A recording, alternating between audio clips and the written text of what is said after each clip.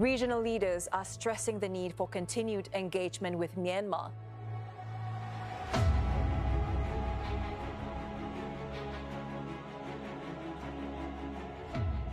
The leaders of Malaysia and Indonesia have called for a special ASEAN meeting to discuss the political crisis in Myanmar.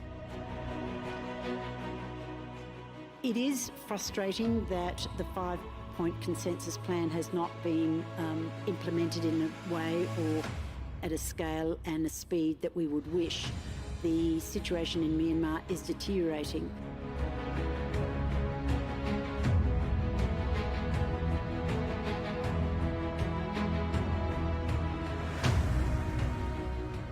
Thank you for taking the time to listen to today's episode. As you know, the current crisis in Myanmar is extremely concerning, and we appreciate that you're taking time to stay informed. There is even value just in becoming more aware and helping to inform others. So please consider sharing this episode so that more people may learn about what is really happening in the country. It's critical to ensure that this issue remains present in public discourse. Now, let's get to the interview itself.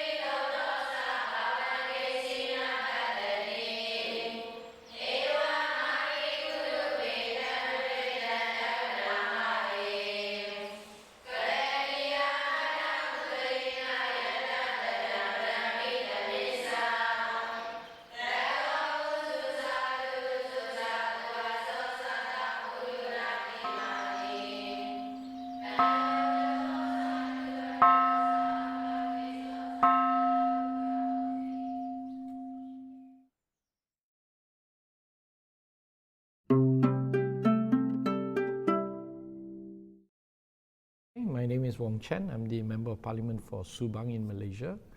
I'm also the current chairman of the International Relations and International Trade Committee in Parliament Malaysia. I put a position on what Malaysia is supposed to do this year as chairman of ASEAN regarding the Myanmar crisis and Myanmar conflict. And to be fair, I think most Malaysians are not engaged in this matter since we don't have a border with Myanmar. And trade in Myanmar has always been relatively small. But we do have a lot of Rohingya refugees in Malaysia. So I think the Malaysian perspective is mostly looked upon the refugee issues of Rohingyas rather than the civil war in Myanmar. So, but as chair, my Prime Minister has a history of facing injustice and also being incarcerated for about 11 years in total. So he's a man who has been at the receiving end of human rights abuse, and the Myanmar conflict is, of course, a human rights crisis. And I think being chair of the ASEAN this year, we will try our best, or at least he will have in his mind to do something better and to improve the situation in Myanmar, including human rights, but potentially even starting the process of negotiations or discussion amongst all warring parties with a view for peace in the future. So that was the gist of the introduction, but then I broke down the process of our thinking on this issue, at least from my committee. I don't speak for the government, even though I am a member of the ruling party. I am the chairman of the legislators, so we are looking at it from a understanding of two outcomes in the civil war. One is that they continue to fight, which I understand is both sides are getting a bit exhausted and they're in a situation of a stalemate. And then the other option is that they decide to go for peace. That's the only way you can end a civil war. So in that context of if they continue to fight, then what can we do in ASEAN to disincentivize the fighting? So, core issues like making sure that revenue does not flow to both sides, because their revenue base is either power supply to Thailand, rare earth to China, jade trade to Singapore possibly. There are drugs as well. There's also scams. So all these things, the ASEAN needs to put an end to it. So the banking for facilities for this kind of thing, maybe we can work together as a bloc to ensure that the money to supply and to fuel the war ends. Another is a direct intervention in making sure that we don't supply jet fuel to the junta, we don't allow weapons to cross our borders to end up in both sides. So anything that we can do to make sure both sides, the warring sides, have no capacity to fight is important. I think that could be something that the ASEAN members can agree to do. And for the last 2 years or so, most ASEAN nations have been hit by scams. Malaysia lost billions of ringgit in the last 3 to 5 years. So there is an economic cost. We don't do anything. So I suppose what I'm trying to say is, if they choose to fight the war and continue the war, our job as a economic bloc or political bloc is to make sure that we do not allow them to continue to do so by limiting weapons, funding, and doing all we can to stop this kind of thing, right? And hopefully that will result in them getting into a situation where they think this is not a winnable site for anybody, and therefore they start the peace process. Alternatively, is that we start now, quickly, under the leadership of Anwar Ibrahim, to talk about peace now. Because Malaysia is quite unique, because we have our number one trading partner is China, right? And of all the most important countries around, China has a border in Myanmar. China is the superpower here, and therefore, whatever they do will have a big impact on the war. Whether ending it or not, Malaysia can try to leverage our good ties with China and seek for China to take a more peaceful solution to this matter. That's important because next year, Philippines takes over, and everybody knows that Philippines and China do have disputes on the sea. So we will miss that opportunity to start a dialogue for peace if we don't work faster in Malaysia for this year in particular. So the other aspect that I raised, and this is really from Kun Kasit, my friend who advises me from time to time on Myanmar issue, is to engage the Thai Royal Thai Army, because they do have ties with direct access to SAC. They also talk to the rebels. So Malaysia is just, we don't have a border, as I said earlier. We don't have those connections. We do have an envoy, but nobody has the best access and best influence other than the Royal Thai Army. Mm-hmm. So those are the two things. And basically, that's what I said in the conference yesterday. Sure. Thank you for sharing that with our wider audience who wasn't here. And I want to follow up with several of those threads. The first one being, I notice in describing both the nature of the conflict as well as the resolution of the conflict, both sides. And that has been a critique of some in the democracy movement, feeling this kind of both sidesism.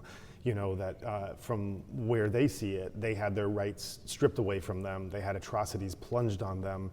They've been put in a situation of defending themselves from a real kind of terrorist mafia state that, instead of protecting them, has put all of their forces on them, is intentionally bombing IDP camps, schools, innocent civilians, displacing millions, spreading across the border, et cetera, et cetera. I don't have to describe all these to you. I'm sure you're very well aware of it. And so there's both in the nature of describing the conflict as a both sidesism, as well as looking at a resolution or peace talks or coming to the table where the military is one figure in that. There's been a lot of pushback from those in the resistance, the democracy movement, however you want to call it, in the sense both that this is an aggressor, this is a human rights violator, this is a genocide instigator, as well as, on one hand, just the brutality, on the other fact, the unreliability. When has the military ever said things or done things that they've then abided by?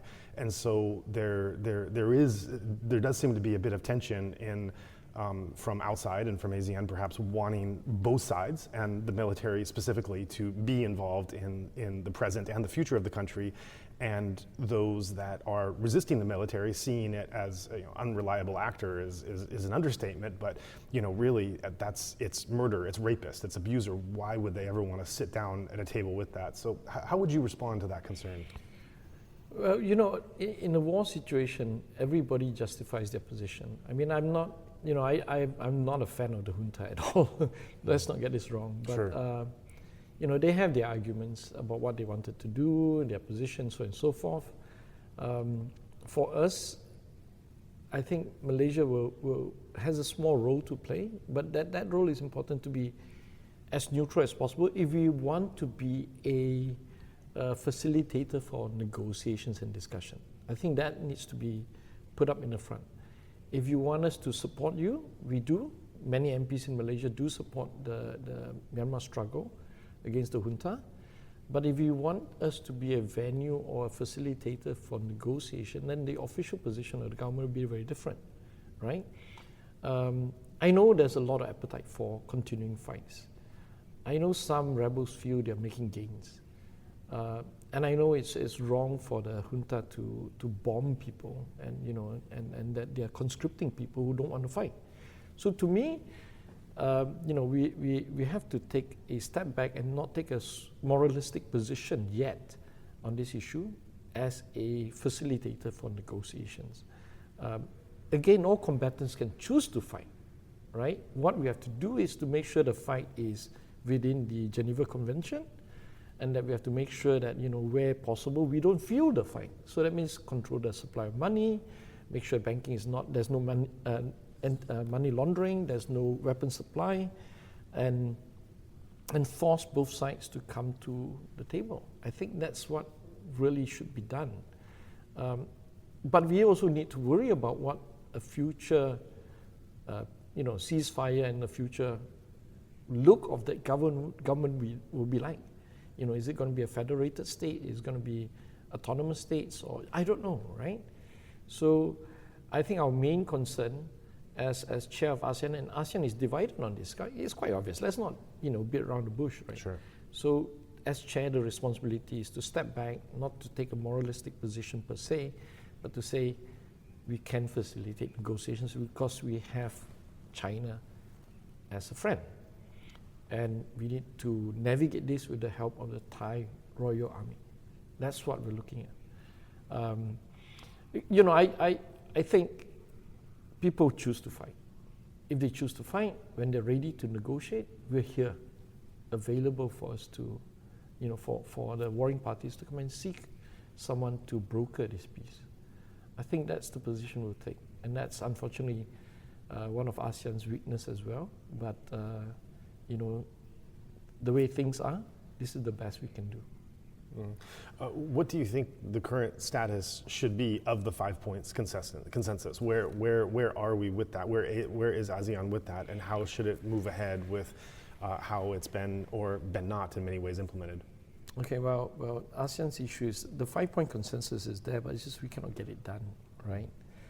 One of the main reasons we cannot get it done, and a lot of people don't understand this, is that the politicians or leaders of all ASEAN countries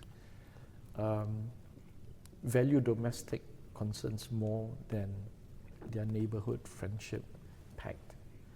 And that is quite apparent because we let ASEAN run by civil servants, and civil servants are not the most creative.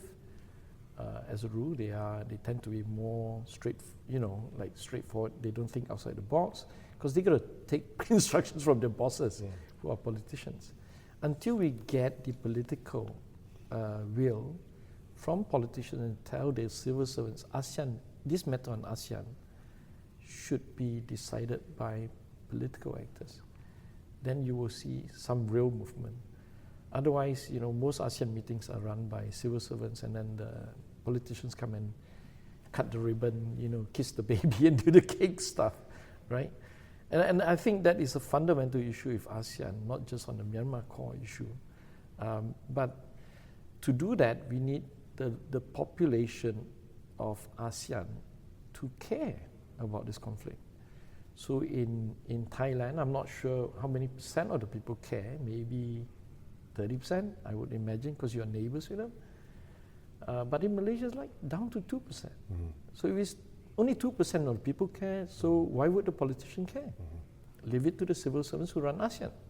You know, that's why the 5-point consensus cannot move. It's a lack of political will. So, I mean, for me in Malaysia, I mean, you know, I'm with APHR. We are a human rights organization. I go to my constituency. You know, it's a big constituency, 500,000 people, but full of middle-class people, lawyers, doctors, accountants. When I raise issues on refugee, they say, you know, maybe you should be focusing on our issues, right? Or when I raise issue about wars and human rights, they say, well, you know, look at Malaysian human rights first. I think we face a lot of that thing. A lot of people don't understand. Yeah. So you imagine ASEAN is run by, in all practical purposes, by civil servants. The political will is not there. So we have to change the entire narrative to get the people to tell the politicians we need this resolve. And I can tell you this, most voters, and I've been a politician for 15 years now, most voters don't care about what happens in another country, which we don't share a border with. And they all they really care about is economics, in truth, right? 70-80% of votes are all economics, 20% on, you know, emotions. We need to redefine the narrative that we need an economic bloc in ASEAN. And Myanmar, being rich in resources, jade, rare earth, you know, and population and hardworking people, you know, inventive people, you know, once they're out of this because of a civil war, it hurts ASEAN overall. It will hurt Malaysia indirectly in terms of economics. If we can get that messaging across, that is not just a issue about humanitarian crisis or the right thing or the moral thing, that war is bad, it really hurts your pocket, then I think we can get maybe for Malaysia 10% to 15% or 20% of the population saying, yes, Wong Chen, go and solve this problem because it's important to our pocket, right? And we can, you know, we hope that that's the same for all the neighbors of Myanmar in particular. Then maybe we will find a will to solve this. Otherwise, you know, these warring factions will continue to fight, and justifiably. I mean, for the rebels in particular, it's not an elected government. This is a junta, and the behavior is bad. We all know this, right? But you know, we if we are going to be mediators, we cannot take a judgment call and try to step back, right? Because I think even the junta have families as well. They have children, you know. They are humans too. Not every soldier is pro the junta. I mean, things can change, right? So I think the point is to stop war. And to stop war means sides have to give way. If one side is just refuses to budge, maybe something may happen internally in the junta. We don't know. But we have to do the bits we can, which is stop the flow of weapons, stop trading with them, stop allowing rare earth and jade and all these kind of minerals to come out. Just stop it. Just stop it. Because it hurts us. It allows the scam centers to set up. And it costs us billions. China is an interesting case study because China has suffered a lot of scam victims.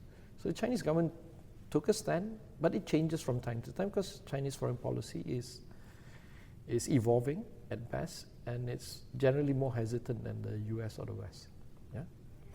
So well, let's go into China because you've referenced them several times in your answers, and particularly China's importance given the current ASEAN chair is in Malaysia, and that Malay-Chinese relations are a bit smoother than Philippine-Chinese relations, which are happening next year, and that has been a topic of considerable inquiry and curiosity is what exactly are China's evolving relations with Myanmar, and of course that has to be broken down between, are you talking Beijing and Naypyidaw, are you talking Kunming and the ethnic areas, where do the militias and the scam centers and the narcotics and the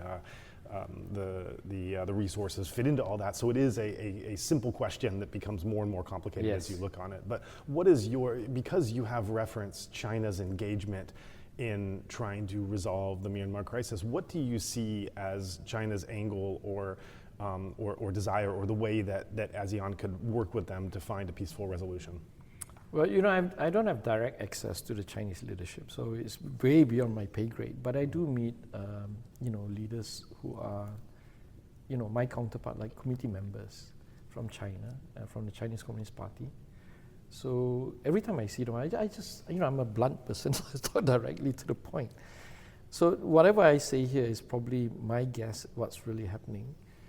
But, in this world today, we have 4 major conflicts. We've got the Gaza conflict, which Malaysia is invested in for a reason that we have a long historical, Muslim ties with them. And the second one, of course, Ukraine is coming to an end, hopefully, on better terms, we hope. And then the Sudan matter. Even Sudan is making some progress because there's been some victories for one side. To me, I'm not taking sides on who's going to win. So then the last one is Myanmar, right? So if America is doing Gaza wrongly or rightly and doing Ukraine, then the remaining 2 wars will be Sudan and Myanmar. So the focus is going to be on Myanmar and Sudan if these 2 wars are settled. That Myanmar has a border with China, puts China in a difficult position, right? There are, of course, conspiracy theories saying all sort of things, that the West is not interested in solving a border clash or border war next to China to keep China busy in that side. But if that's true, then it's logical that the Chinese will need to do something. They need to solve it as soon as possible because they don't want this thorn on the side, right? And what benefits are there for China? Having this conflict in ASEAN countries make ASEAN countries worried because we all know China is the superpower. So they should behave like a superpower and help us resolve this matter. I think if they do that, I think the goodwill amongst ASEAN countries and China just improves over time. But if they don't do that, status quo remains. We have good ties with China overall, right? Except for maybe Philippines and Vietnam on sea issues. But then China will miss that opportunity to increase that goodwill and see the whole world focusing on them once Ukraine and Gaza is out. So I think Chinese foreign policy guys, they are smart, they are much better than us. They probably can understand this basic idea that if Trump performs, rightly or wrongly, then China needs to perform too, right? So let's hope they race to the top, right? Race to the bottom on this issue. And I think that's the basic messaging I've been saying to my counterparts in China, that this is an opportunity, to stop the war, right? Do we need to sacrifice another 30,000 people for a war that cannot be won by either side? Or will China take up that responsibility and try and do something good? Because the next flashing point will be Taiwan. And that's going to take another 5 hours discussion on this matter, right? So, they can gain some goodwill by doing the right thing. To flesh out, you're thinking of China doing the right thing, ending the conflict, being able to engage positively. There are many ways to end a conflict, and there are many ways to create "quote unquote" peace. For whatever that means. We're seeing Trump in Ukraine use the words of peace and ending the conflict in such a way that is in many ways removing the agency of the Ukrainian people and putting them in a position that is certainly not what they've been striving for this time. And one can see in Myanmar too, there is very clearly a way for China to engage in such a way that quote unquote stability comes, but that stability and that end of conflict and that quote unquote peace may not also bring about democracy and human rights and supporting those humanitarian aid, the displacement, everything else that's going along with it. And so when we're looking at China coming in and engaging in the right way, just to unpack more what is meant by that, as well as what is meant by them trying to create a resolution, to create peace, what does that look like as we look especially for the betterment of the Myanmar people, which we don't know if that is in China's interest for the stability that they want. I don't know. I don't speak the Chinese, right? But all I'm saying is there is that opportunity to do something more because the focus after Gaza and Ukraine is on China. So if China needs to see the big picture, how they negotiate with the junta and the rebels remains to be seen, right? We don't know the details. But I don't think Chinese negotiation tactic is as brazen as the the Trump administration on Ukraine Right. or Gaza. I mean, Gaza is extremely hard to swallow. Ukraine is, I would say, it doesn't help Ukraine, but again, they are facing an existential threat. So it's up to the Ukrainian whether they want to accept that or not. And you know, so far Trump starts high, very demanding. He's conceded some. Ukraine seems to be interested in the rare earth issue. So it's a process.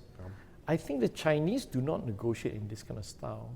They will probably favor more concessions to the SAC,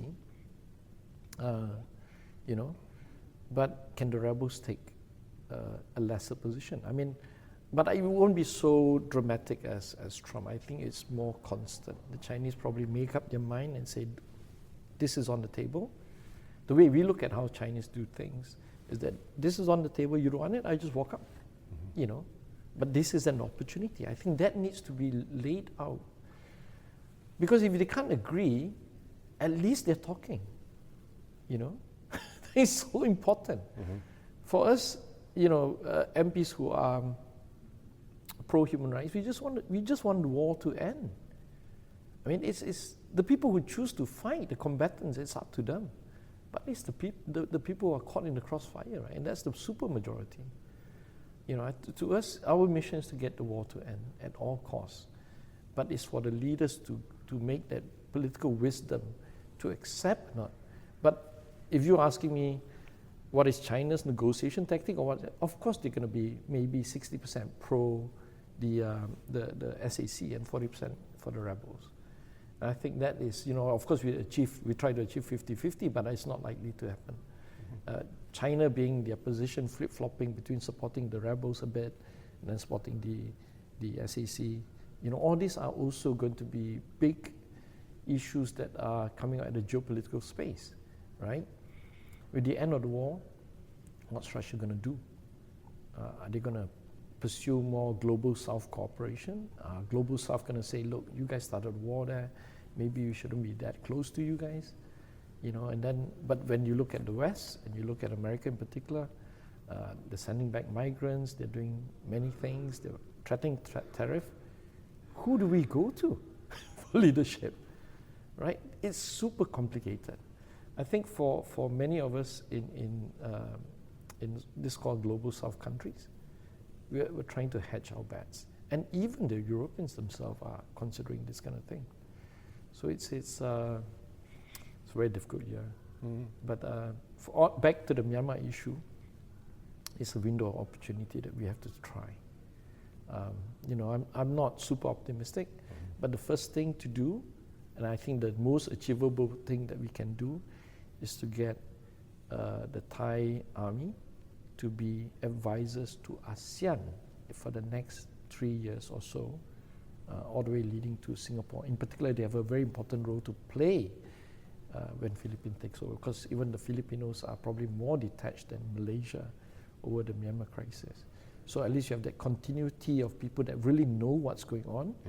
And because the Thais have, you know, skin in the game, right? You know, they have a long border, 2,400 kilometers. Of course it's important to Thailand. You can't ask Philippines to deal with the thing because it's so distant from them. Yeah, so having that special advisory continuing is super important. I think that is achievable. But I would like to see my Prime Minister attempt to call a conference and you know, meet the rebels officially, and then meet the SAC officially, and then if the miracle happens, get them on the same table, right? I mean, that is really our attempt to do something in the next 9 months or so. Yeah. So you've spoken a bit about the different Myanmar actors that you would like to see brought to the table, discussions, to reach out, have conversations, et cetera, and I want to break down each of those parties. Sure. I have questions with each of those one by one. To break down the three main parties, we can say the SAC, the ethnic leaders, and then NUG, or democracy activists. So these are three general, big, broad groups we can speak about. To take the SAC first, the pushback I would have there is considering, you know, who is the SAC really going to listen to anyone? Is there anyone who could reach out to them? And to give some background to this question, I've spoken to different diplomats, others on this podcast who've been involved in Myanmar for not years, but decades. And to a person, each of them has said, at many different stages of the past Myanmar regime, there has been ways to reach out to people in that regime and to talk, and this one is completely different. Yeah.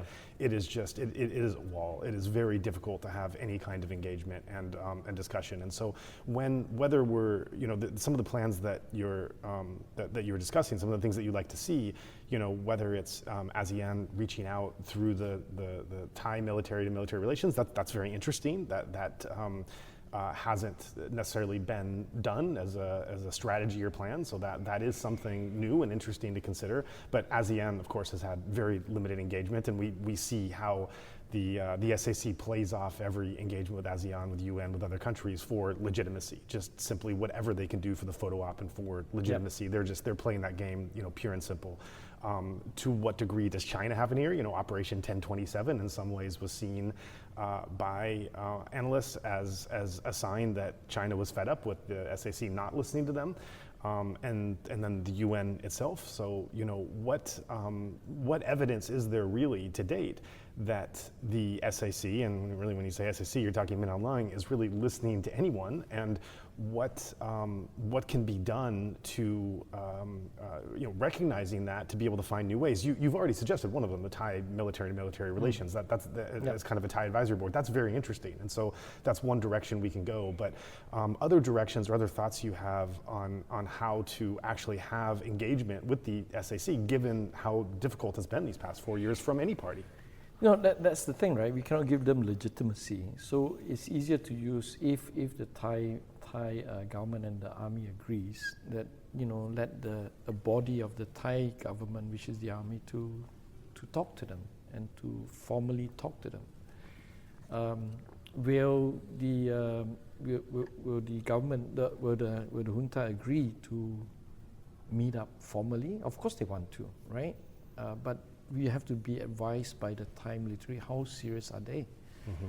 The only way you can force the junta, which is why I started the idea that I don't think there's going to be, I think they will continue to fight because that's the way they are, right?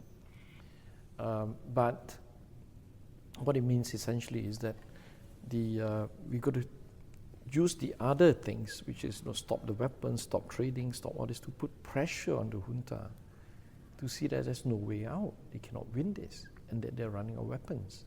So that can do two things. One, we push them in a desperate position, then they will concede. Because if they feel that China can tell me what to do, but I don't have to listen, but I'm still getting jet fuel, I'm still getting bombs from Russia or India or China, what is there to talk about, right? It's my country, I decide. But when all these things stop, then they will feel a lot of pressure, because it will create pressure for the leadership, and also the junior ranking officers in there might think about other things, So that pressure is important to get them on the negotiating table. For us, we are no experts. Malaysians don't have a clue what's really going on. We let the Thais lead us on that, because they've got skin in the game. So I think it's super ambitious to get a miracle to get them to negotiating within the next 9 months.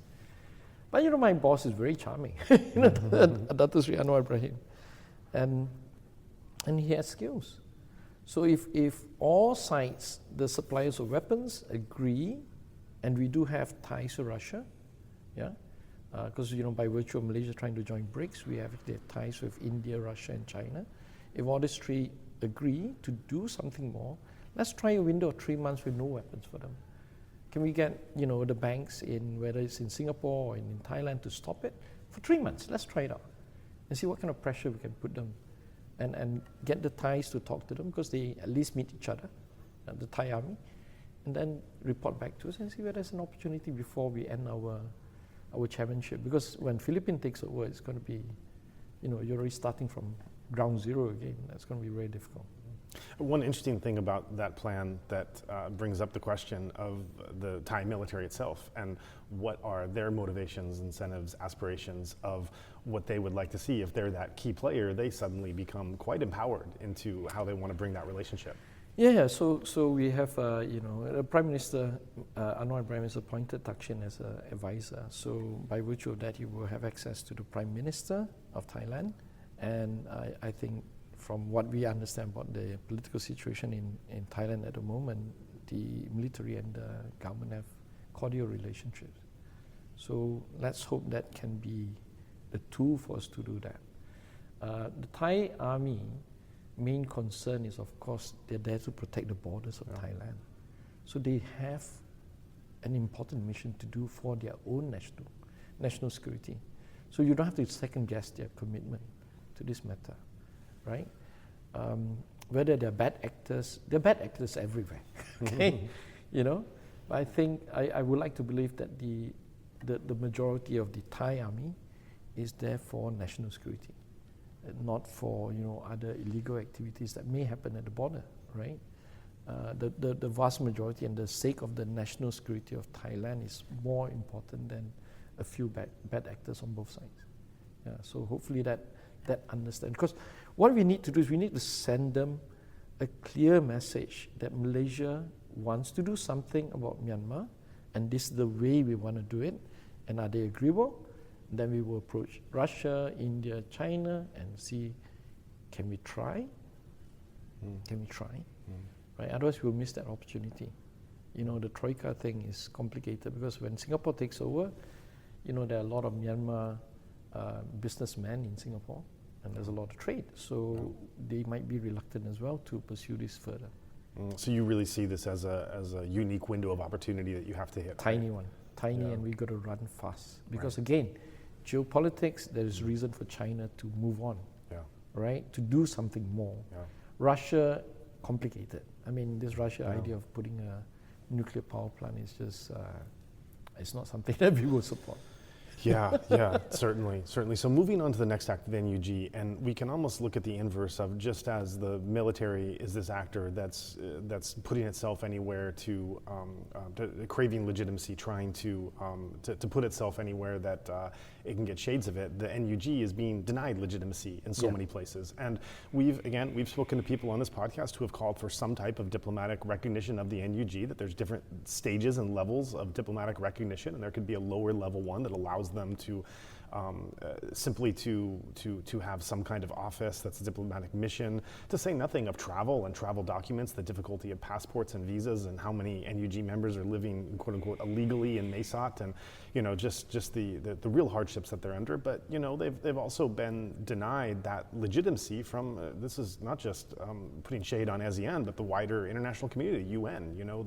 The international structures and formalities of how states are recognized. The NUG has fallen in the cracks of that. Complicating the matter further is that it is an open question of the relation that the NUG has with the fighting groups that are in the country. How much are they supporting them, directing them? How much are they aligned with them? I don't know if there's a person out there who really has a conclusive answer for all of this. As Anthony Davis said on our podcast, this is the first example he's ever seen in the history of a revolution anywhere where the so-called central body of that revolution is not revolutionary. And so the final spin to put on it is that one can say that the NUG had and the accompanying NUCC and CRPH that had its mandate from the 2020 elections and those that were not imprisoned and how the members came to be chosen.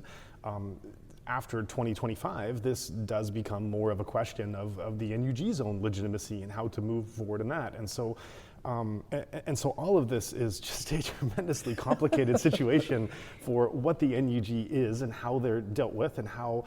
And then also just for those of us that would like to see a resolution where democratic aspirations are honored, the NUG is that imperfect but best embodiment of that. And so to whatever degree they are denied access or legitimacy or travel or anything else, it does harm those interests of the aspirations that they're trying to seek. And so Looking at the second actor of the NUG and how they could be involved in conversations, in legitimacy, in having a seat at the table, in further access and privileges, what would you like to see there?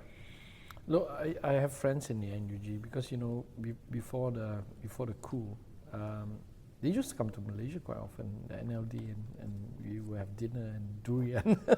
It's a favorite there. But you know, in a civil war position, the NUG really need to take part in the war. Otherwise, they will not win the respect of the rebels. And this is the problem, right? Yeah. And rebels are ethnic based, you know, and the NUG, I would say, primarily Burmese, right? Can they raise an army? I don't think so.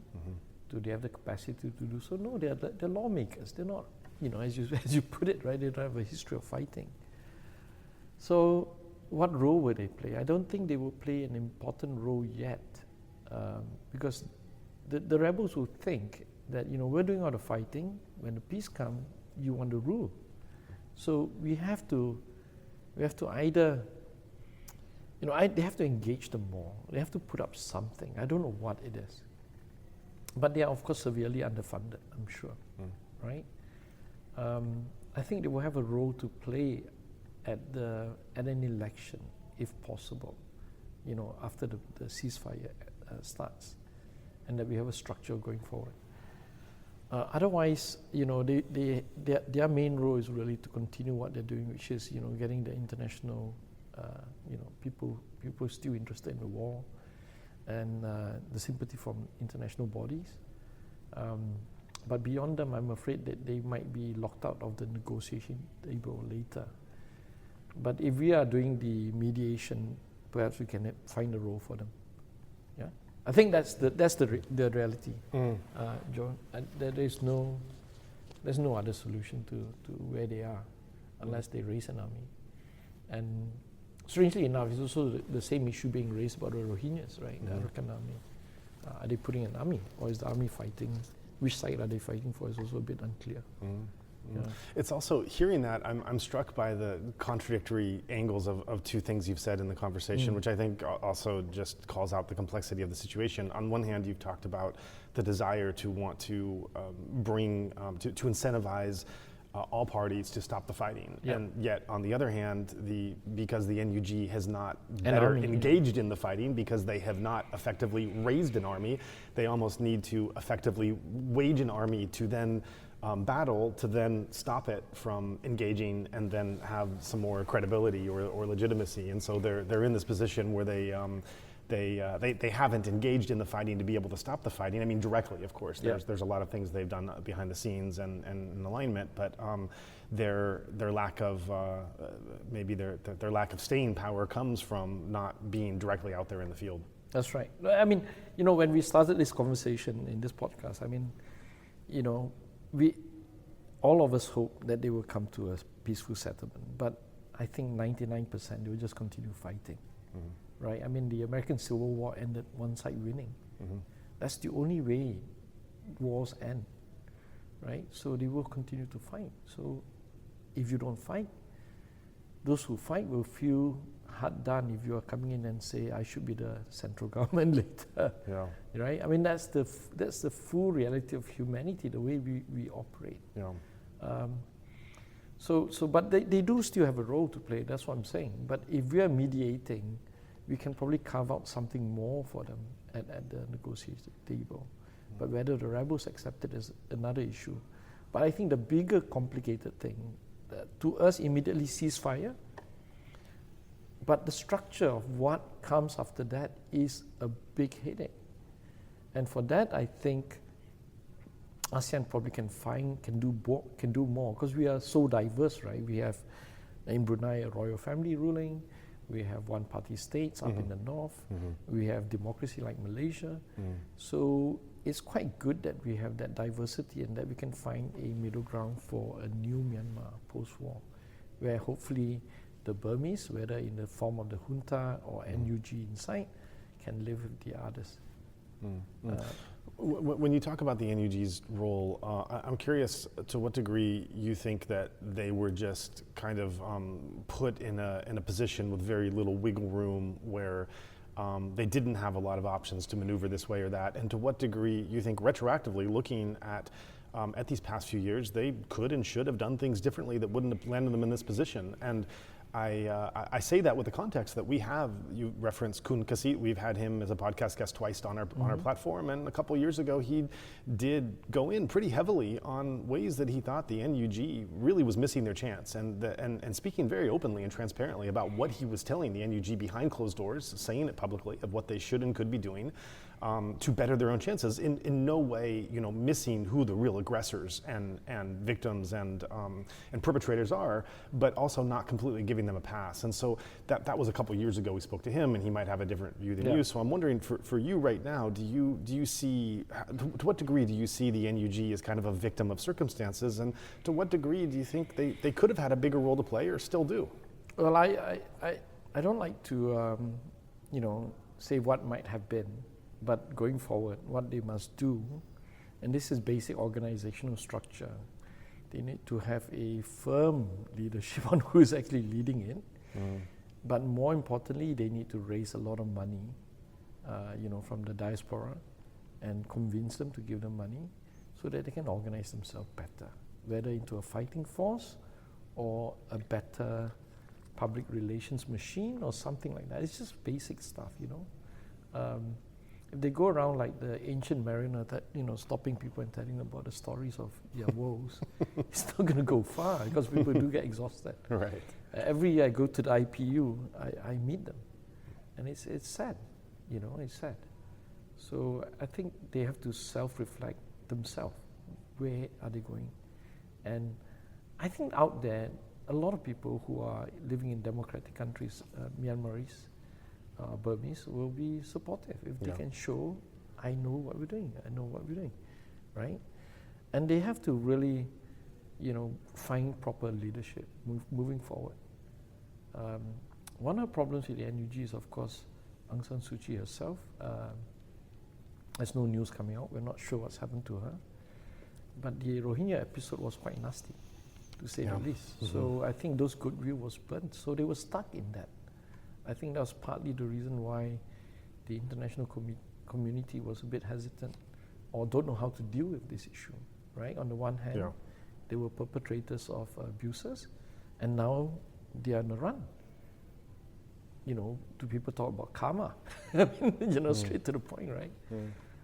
So I think a lot of repairing needs to be done. They need to find a proper leadership, and they need to energize their core supporters in the diaspora to give them a foot in the, to get insight on the table if ever we get a ceasefire deal going on. I appreciate your candor in that answer, and I just want to underscore the initial words you said in responding to that were, on one hand quite alarming, but on the other hand not a surprise, that you said something like, well, we need to know who the leader is, we need to know who to talk to, and that's just kind of stunning that international bodies, allies, don't exactly know in the NUG who's doing what and who to talk to do what.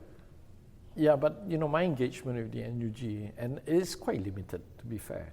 I'm not an expert in the matter. It has been always, Dr. Win when I meet him at IPU.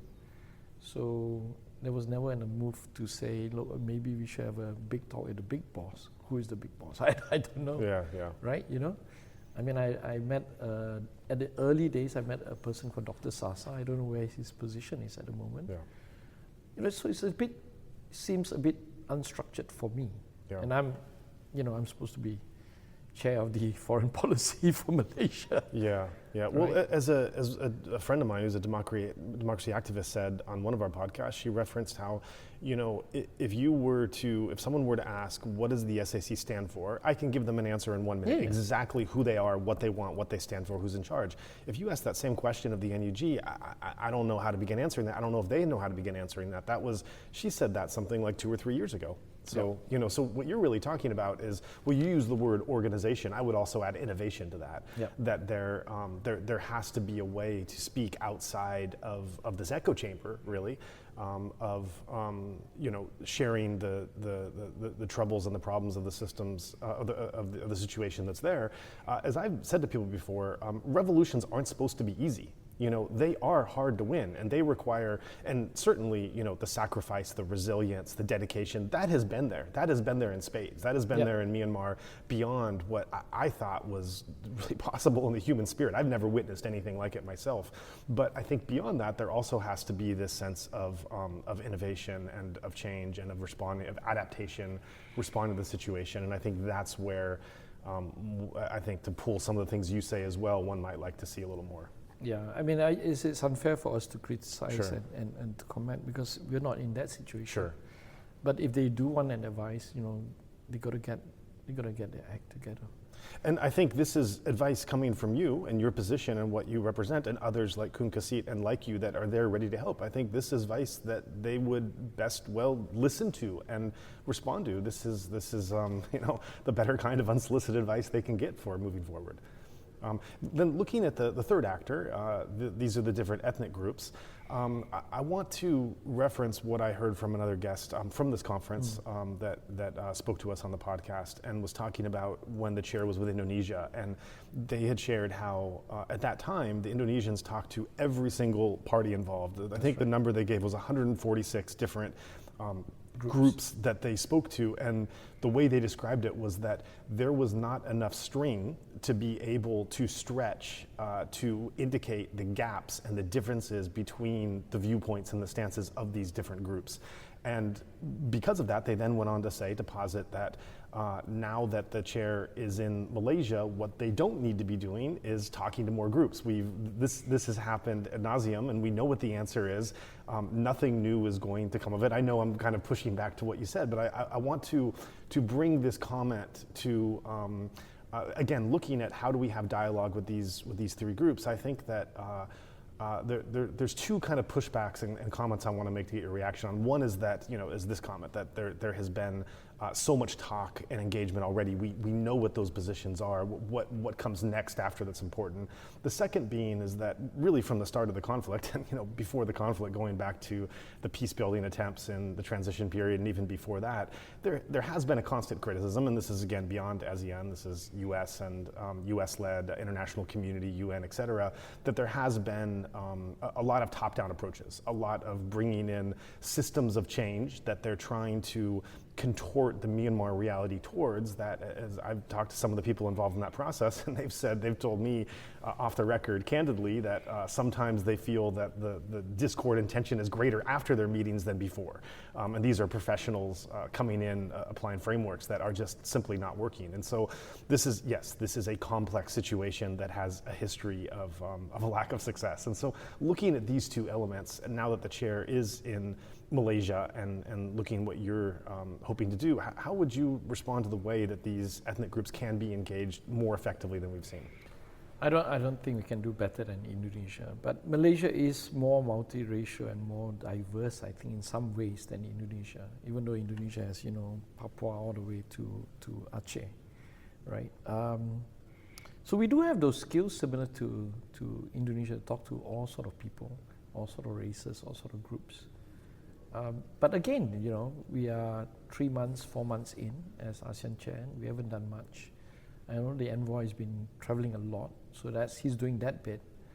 But I think in dealing with these kind of groups, you have to just argue in the same way as we deal with my constituent, the economic issue.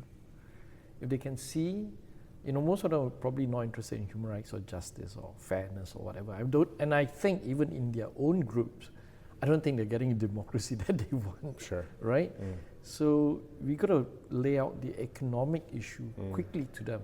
And to me, they've cobbled together all this ethnic group into this thing called Myanmar or Burma. Should we unwind that? Should there be more autonomy? And if they're autonomous, can they actually make a living? Can they, help each other? Can they collect tax? I don't think they can do it. So there must be a structure where the fiscal issue of all these warring states, all these little ethnic group, need to be given a deal where they feel that it makes more economic sense being together as a country called Myanmar rather than being separate. And that's going to take even longer than a ceasefire, I can tell you, right? But maybe they will break into 10 groups or 9, or I don't know what the permutations are.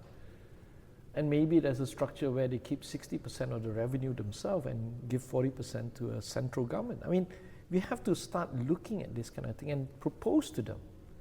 Do they agree? Because for 140 groups to agree, I mean, it's like the United Nations, you'll never get anything done, right?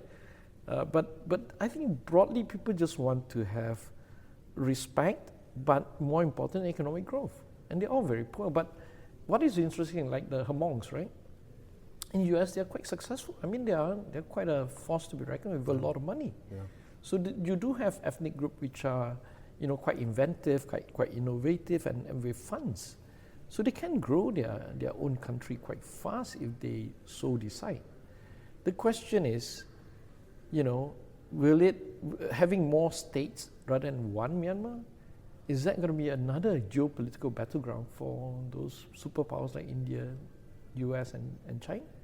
And that doesn't help to stabilize ASEAN vision of an economic bloc at one point. So I think we have to start talking. Ceasefire is super important, but how do you reconstruct this thing? I don't know. You've been in Myanmar much longer than me. I've only been there once in my life, right?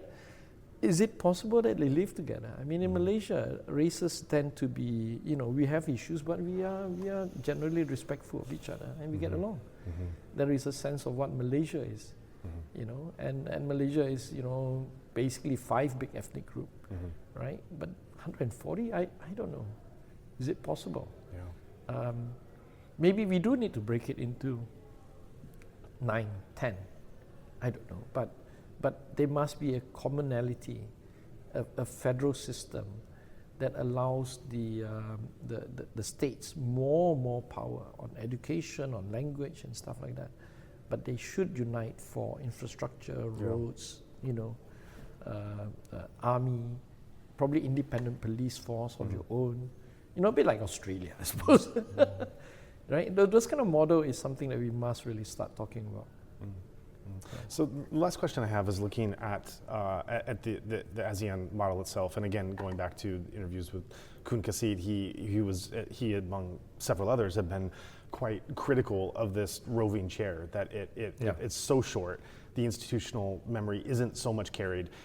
He's put out different models of suggestions that he would like to see on our podcast. You referenced here just simply, even if the chair is roving, which we'll get into in a moment if it should be, but even if it is, that it's run by civil servants without political will. Right. That's the issue, right? Yeah.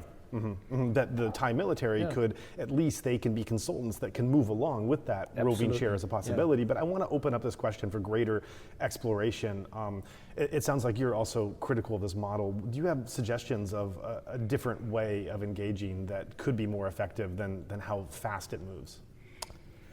No, I mean, we can set up an entire whole division with actual politicians, right, for the Myanmar crisis. We've been talking about, I've been an MP for 12, 13 years now, and I've been involved in IPA for so long. It's just not working, right? We know this, they know this, we pass so many resolutions which are all, non-binding. Yeah.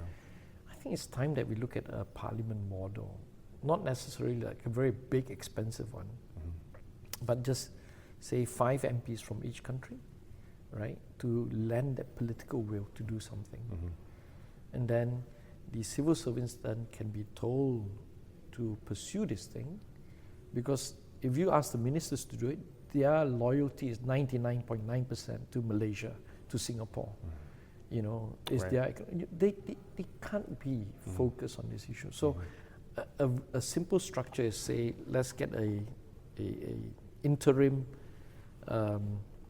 parliamentarian, ASEAN parliament, interim ASEAN parliament with real people who are interested in finding solutions. Get them in there and work with the Thai army, and then at the big level to talk to China and all the big countries, US and India, ask the government to do that. If you don't get that political will, civil servants are just, it's unfair to say all civil servants are just doing their civil service job, But in the case as serious as Myanmar, you need political direction. I think that is a potential solution.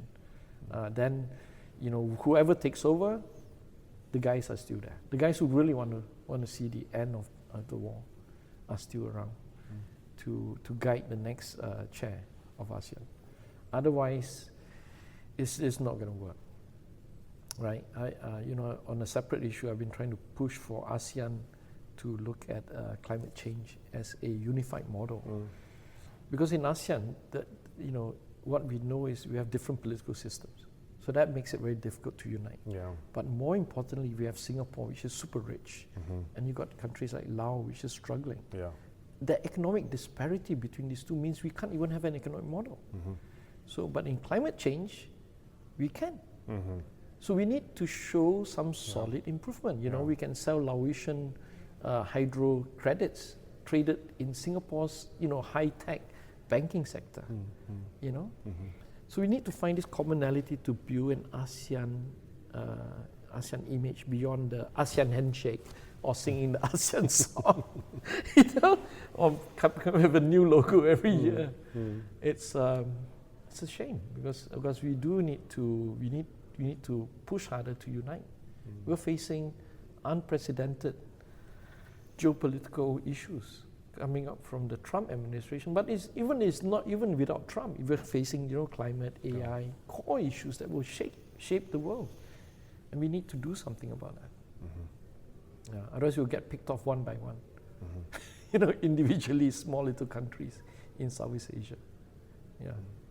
Well, I thank you again for appearing on this podcast and speaking so candidly about a range of issues where, in some cases, there's really no good answers for, and telling us your ideas and thoughts and strategies and how to engage. I think this is very informative for our listenership to hear and to know.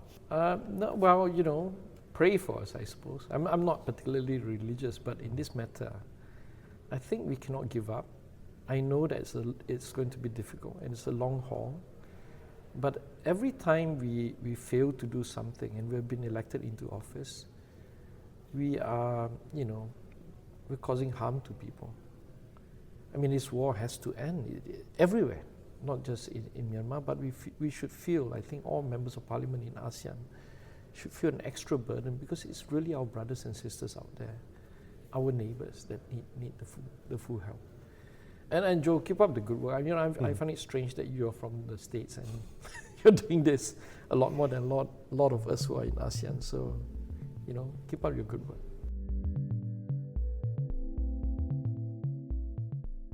We've come to the conclusion of today's interview, and after this discussion, it should be clear to everyone just how dire the situation in Myanmar continues to be. Through this platform and the urgent humanitarian relief that we offer through Better Burma, our nonprofit, we're doing everything we can to shine a light on this continuing crisis and help those who are most vulnerable. So if you found something in today's conversation meaningful, please consider sharing it with friends in your network. That's a simple yet powerful way to raise awareness. And if you're moved to do more, please consider supporting our efforts. Together, we can keep the spotlight on Myanmar. See how you can contribute by visiting insightmyanmar.org/donation.